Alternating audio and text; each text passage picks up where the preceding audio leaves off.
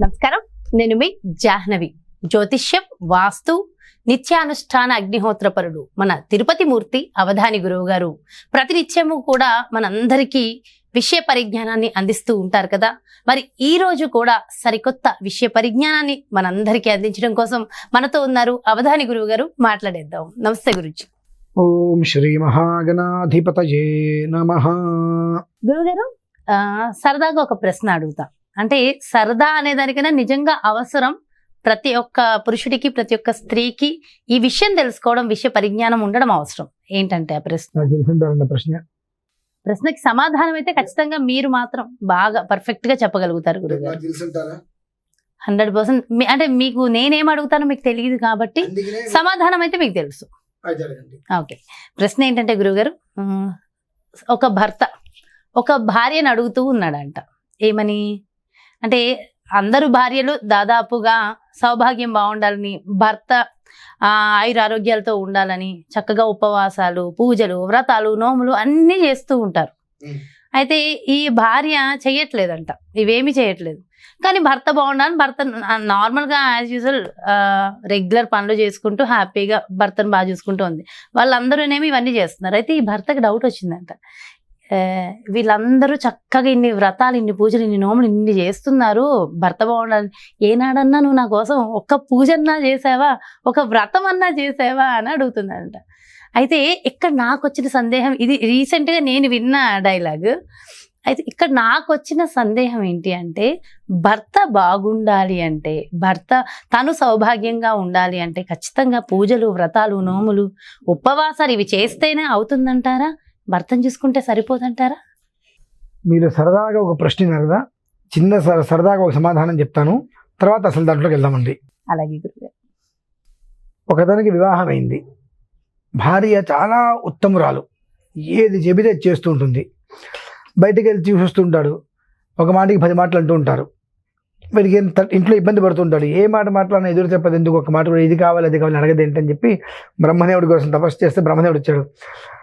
బ్రహ్మదేవా, ఏం కావాలయ్యా నీకంటే, నా భార్య నోరు తెరిచి మాట్లాడదయ్యా, ఏం చెప్పినా సరే అంటుంది తప్ప ఇది కాదు అది కావాలని అందయ్యా, నా భార్య చేసి మాట్లాడించాలి నాకు కోరికగా ఉంది అని అంటాడు. అంటే బ్రహ్మదేవుడు, ఓ రణి అఘాయిత్యం కూలారే, నువ్వు ఏ జన్మలో పుణ్యం చేసుకున్నావో, నోట్లోంచి ఒక్క మాట కూడా బయటకి మాట్లాడినటువంటి భార్య నీకు ఉత్తమరాలు, నీకు భార్యగా వచ్చిందిరా, అలానే ఉంచుకుంటే లేదు నా భార్య మాట్లాడాల్సిందేనట.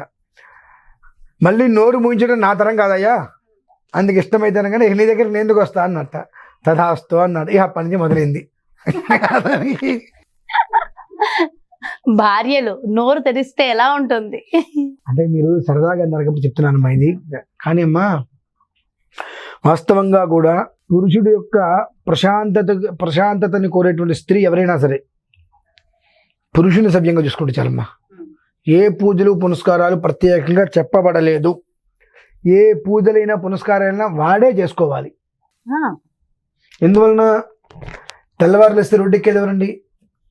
రోడ్డు బయటికి వెళ్తే ఇంటికి వచ్చేంత వరకు వస్తాడో రాదో తెలియదు. వాడు సంపాదిస్తూ ఉంటాడు. ఏదైనా జరగరాని జరిగితే కుటుంబం పరిస్థితి ఏంటి? కాబట్టి వాడే తన జాగ్రత్త కోసం తను సంపాదించుకోవాలి. ఈవిడ ఎంత పుణ్యం చేసినా వాడికి ఆవగింజంత కూడా పురుషుడికి రాదు. మనకు వాల్మీకి రామాయణం దీనికి సాక్షిభూతంగా ఉంది కదండి. కాబట్టి ఆమె ఇన్ని పూజలు చేసుకునే, వ్రతాలు చేసుకుని ఏం చేసుకున్నా అది ఆమెకి, ఆమె పిల్లలకే. భర్తకి ఆవగింజంత కూడా ఉండదు. తను చేసుకునేటువంటి పాప పుణ్యాలన్నీ కూడా కుటుంబం మొత్తానికి ఆపాదిస్తాయి.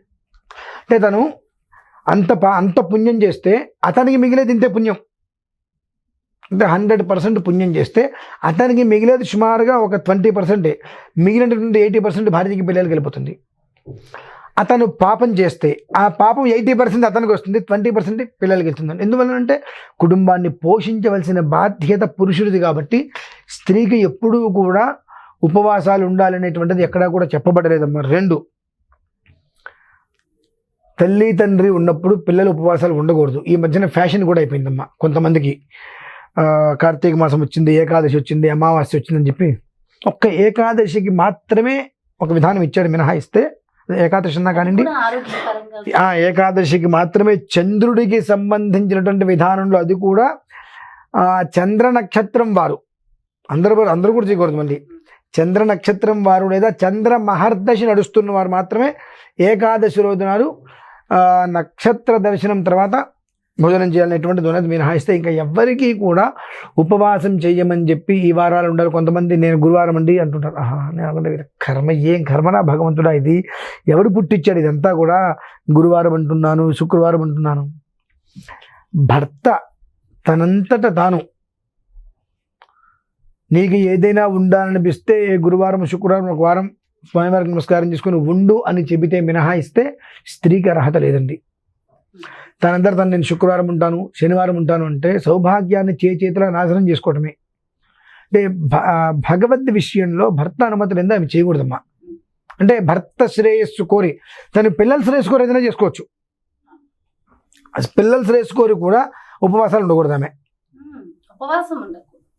పిల్లల శ్రేయస్సు కోరి పూజలు చేసుకో, ఇవేదే పిల్లల శ్రేయస్సు కోరి కుటుంబ శ్రేయస్సు కోరి వ్రతాలు చేసుకో, ఈ మంగళవారం వ్రతాలు ఇవన్నీ చేసుకో. అంతే మినహాయిస్తే ఈ ఉపవాసాలు లాంటివి ఇటువంటివన్నీ కూడా భర్త ఒక్క సంరక్షణార్థం అనేటువంటిది నువ్వు చేసే అర్హత నీకు లేదు. తను చెబితే నువ్వు చెయ్యాలి, లేదంటే తనకు తానే చేసుకోవాలమ్మా. చాలామంది స్త్రీలకి తెలియక కొంతమంది తెల్లవారుజామున 3-4 గంటలకి నిద్రలేచి తలస్నానాలు చేసేసి పూజల దగ్గర కూర్చొని లలిత సహస్రనామాలు చదివేస్తూ ఉంటారు. ఏం కర్మ పట్టింది? పూజలు చేయడం తప్పని నేనమ్మా, తప్పని ఎప్పుడు అను. నేను అదే అడగాలనుకుంటున్నా, పూజలు చేయడం తప్ప. దాని ప్రభావం అనేటువంటిది చాలా వైల్డ్గా పడుతుంది మీద. ఎందువలన ఏది ఎలా చేయాలో మనకు తెలియట్లా. మనం ఏదో బాగుండాలని చేసేస్తున్నాం, తెల్లవారుసారి మొదలు పెట్టేసేసి. దీనివల్ల ఏమవుతుంది, తెల్లవారుసారి 4 గంటలకు లేచి కొంతమందిని చూసా, కొన్ని చెప్పా, వినట్లా. కుటుంబం బాగుండాలనుకొని వాళ్ళు ఏదో ఆలోచిస్తారు. 4 గంటలకు లేచి తలస్నానాలు చేసేసి కూర్చుంటారు. ఆ మొగుడు వాడు లేస్తాడు, అతనికి 7ంటికి కాఫీలో టీలో ఉండవు, టిఫిన్ ఉండదు. వాడంటే నా ఆఫీస్కి వెళ్ళాలి, నువ్వు దేవుడి దగ్గర కూర్చున్నావు, నాకు ఆఫీస్కి వెళ్ళాలి, నాకు ఇది పెట్టావు అది పెట్టావు అని చెప్పి తగదా. నువ్వు భగవంతుడికి చేద్దామని అనుకుంటున్నావు, నీకు భగవంతుడు అతనే కదా. భగవంతుడి స్వరూపమైన భర్తను మాత్రం పక్కకు పెట్టేసి అతన్ని పక్కన పెట్టేసేసి నువ్వు ఇవన్నీ చేసుకుంటూ ఆయన ఎలా నిన్ను కరుణిస్తాడు? అతనికి చేసుకో, అతన్ని పంపించి ఆఫీస్కి నువ్వు ఇంట్లో దీపారాధన చేసుకుంటావు, ఏ పూజ చేసుకుంటావో చేసుకో. ఎందుకంటే దీనికి శాస్త్రం ఏం చెప్తుందంటే, భర్తకి అన్నం పెట్టున్న పరిస్థితులలో సాక్షాత్తు భగవంతుడే వచ్చి భవతీ భిక్షాం దేహి అన్నా సరే 10 నిమిషాలు ఆగునైనా, నా భర్తకి అన్నం పెడుతున్నా అని చెప్పి 10 నిమిషాలు ఆగునైనా అనాలి అక్కడ. అలా కాకుండా భర్తకు అన్నం పెడుతూ వాడు వచ్చారు అని చెప్పి అన్నం వదిలేసి వెళ్ళిపోతే ఆ పాపమే పాపం, మహాపాపం. ఇవన్నీ సూత్రాలమ్మా. అంటే ఆడదాన్ని కించపరచడం కాదు, స్త్రీ యొక్క ఔన్నత్యాన్ని చాటి చెప్పేటువంటి విషయాలు ఇవన్నీ కూడా. ఇదే విషయంలో మనం అప్రస్తుతం అంటే రామాయణం గురించి మనం తీసుకుందాం. సిగ్గు ఎగ్గు లేని నీచాతి నీచంగా భర్తకి కొంతమంది సీతామ్మవారు రాముడు వారి గురించి హేళనగా అగ్నిపరీక్ష చేయించాడు, వీడు అలా వాడు అని. అవునంట, ఎందుకు జన్మిస్తారు ఇటువంటి వాళ్ళు? చచ్చిపోతే బాగుండు అనుకుంటే అటువంటి వాళ్ళు. అక్కడ శ్రీరామచంద్రుడు స్త్రీ యొక్క గొప్పతనాన్ని చాటి చెప్పాడు. అంటే స్త్రీ అలా ఉండాలి అనుకుంటే ఎక్కడ ఉన్నా తన పాతివ్రత్య ధర్మాన్ని వేడకుండా అలానే ఉంటుంది. అగ్ని కన్నా మహాపతివ్రత నా భార్య అని చెప్పి 10 మంది లోకానికి చాటి చెప్పడం కోసం. ఎందువలన 2 రోజులు వేరే వాళ్ళ ఇంట్లో ఉంటేనే నానా రకాలుగా అనుకునేటువంటి లోకం. కాబట్టి అందరి నోర్లు మూయించాలని చెప్పి ఆవిడికి మచ్చపడద్దని చెప్పి నా భార్య ఇంతటి పతివ్రత, నా భార్యది కాదు స్త్రీ అంటే ఇంత పతివ్రతగా ఉంటుంది, అగ్నితో సమానంగా ఉంటుందని చెప్పి 10 మందికి తెలియజేయడం కోసం అగ్ని పరీక్షగా చేయించారు. దాన్ని ఎంత నాశనం చేశారంటే దాన్ని. అంటే స్త్రీకి అంత గొప్పతనం ఉందండి. అందుకని ప్రత్యేకంగా ఆవిడ దేవుళ్ళకి వాళ్ళకి మొక్కవలసిన అవసరమే లేదు. భర్తని భావించుకో, వాడు వెధవే కావచ్చు, పరమ వెధవే కావచ్చు, కానీ నువ్వు పడేటువంటి కష్టానికి ఇవాళ చూడడు, రేపు చూడడు, ఎల్లుండి చూడడు, కానీ భగవంతుడు కరుణిస్తాడు. కానీ భగవంతుడు కరుణిస్తాడని చెప్పి మనం ఓర్పుతో ఉండలేకపోతున్నాం మనం. ఆ ఓర్పు అనేటువంటిది మన తల్లి తండ్రి కూడా ఆ ఓర్పులో లేకపోతే ఇవాళ మనం ఉంటామా? పూర్వం ఎంత ఉన్నా ఎలా ఉన్నా, ఎప్పుడంటే సాఫ్ట్వేర్లని, హార్డ్వేర్లని, ఆ వేర్లని, ఈ వేర్లని, వైర్లని ఇవన్నీ వచ్చేసి ఉద్యోగాలు వెళ్ళిపోతున్నాం కదా.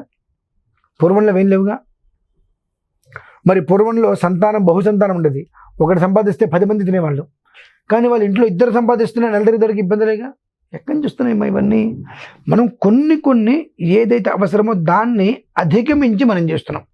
దానివల్ల ఏమవుతుంది, ఎంత చేసినా మనకు ఫలితం కనిపించట్లా. కాబట్టి స్త్రీ ఎప్పుడూ కూడా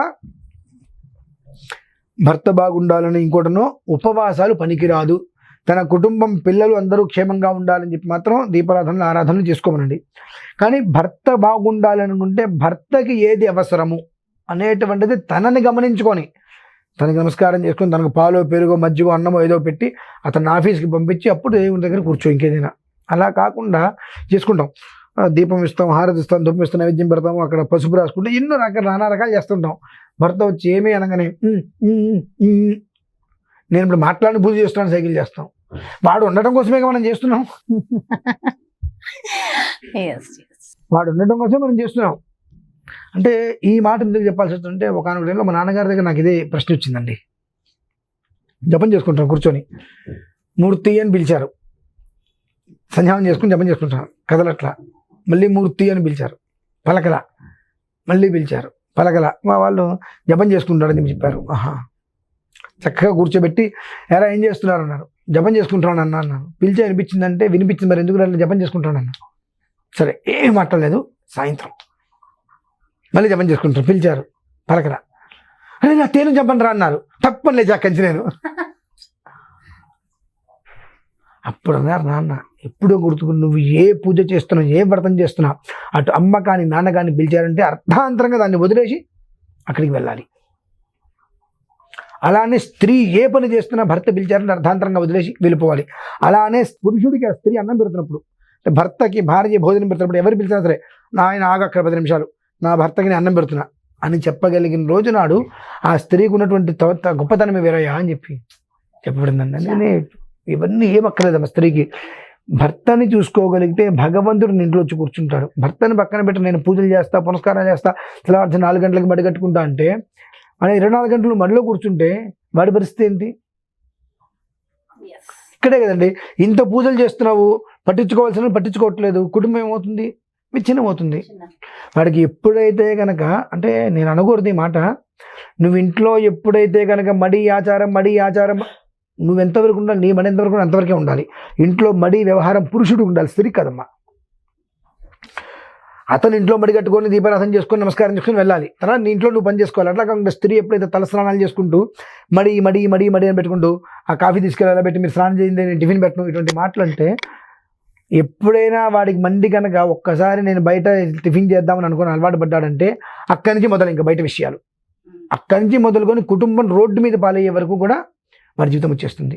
అంటే అతను బయటికి వెళ్లకుండా ఉండాలంటే ఈమె ఎలా ఉండాలనేటువంటి విషయం, ఆ ఇంటి ఇల్లాలు ఉండేటువంటి విధానాన్ని అనుసరించే ఆ భర్త రోడ్డు మీద పడటమా, కుటుంబాన్ని రోడ్డు మీదకి తీసుకురావడమా, ఇంట్లో గుమ్మటంగా కాపురం చేసుకోవడం అనేటువంటిది కూడా దీన్ని అనుసరించి ఉంటుందమ్మా.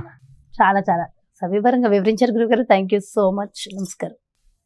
చూసారు కదండి, మరి ఇది అంటే కేవలము వ్రతాలు, పూజలు, నోములు ఇవన్నీ చేస్తే సరిపోతుందా? భర్తని చూసుకోకపోయినా పర్లేదా? భర్త ఎప్పుడు కూడా సుఖంగా సంతోషంగా ఉండాలంటే ఖచ్చితంగా స్త్రీ పాటించవలసిన, ఆచరించవలసిన ధర్మాలు ఏమిటి?